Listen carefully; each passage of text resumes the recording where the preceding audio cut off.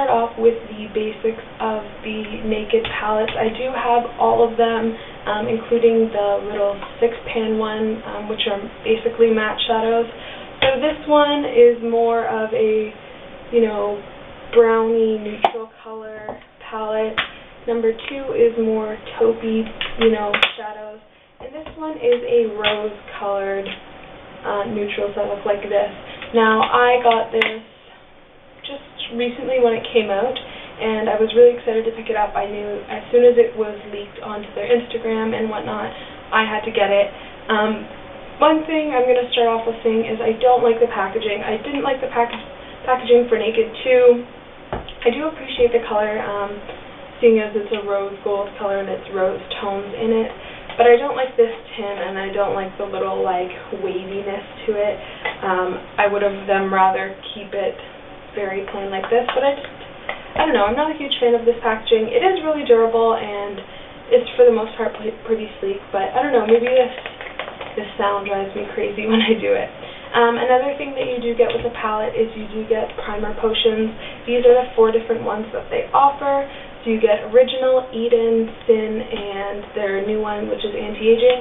So you get 4 little samples of that.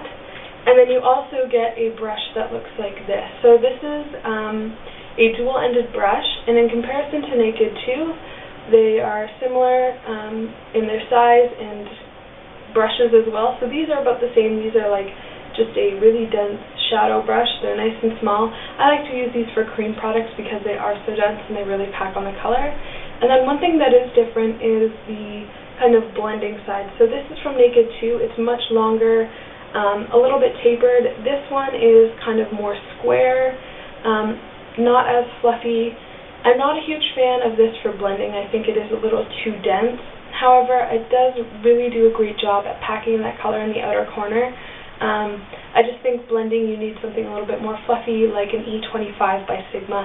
Much fluffier, and you can get a more diffused look. But I do like this brush, and I'm really glad that they threw it in. So going on to the shades, I will insert pictures of all the swatches close to the end.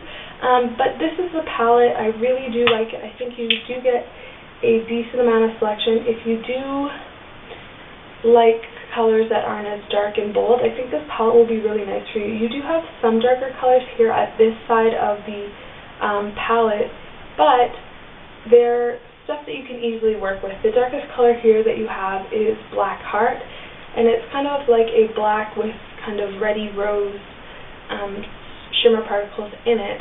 But for the most part, they're pretty light colors, but they're colors that you can work with, and they can look really nice.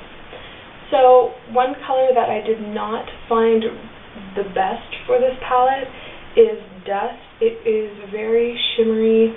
I'll do a quick swatch review on here, and you'll see in the pictures later. It's not very pigmented in comparison to other Urban Decay shadows. And for me, I think Urban Decay is probably one of the most pigmented eyeshadow companies that are around.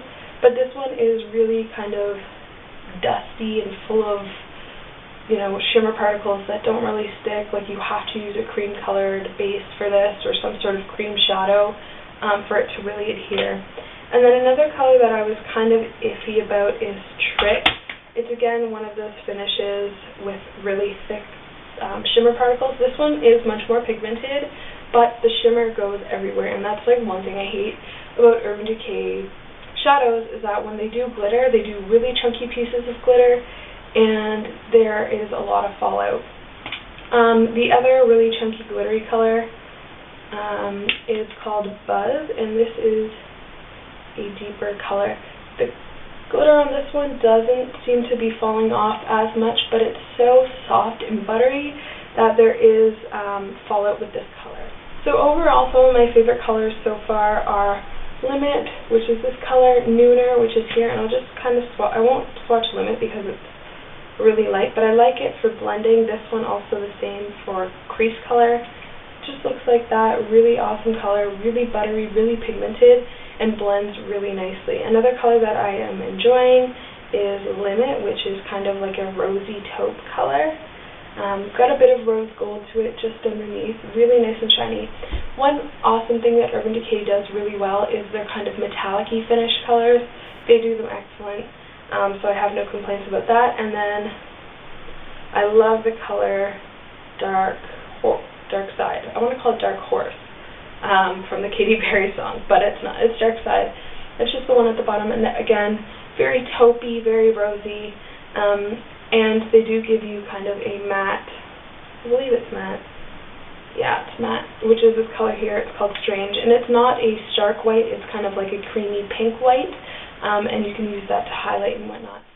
So overall, I think this palette is a really good buy, especially if you're looking for more lighter, rosier colors. I think this is really cute, really versatile, and I think you do get a lot for your money. Urban Decay shadows are so pigmented, and I do enjoy working with them. They're pigmented, they blend easily, and all the shadows are, picked to go together.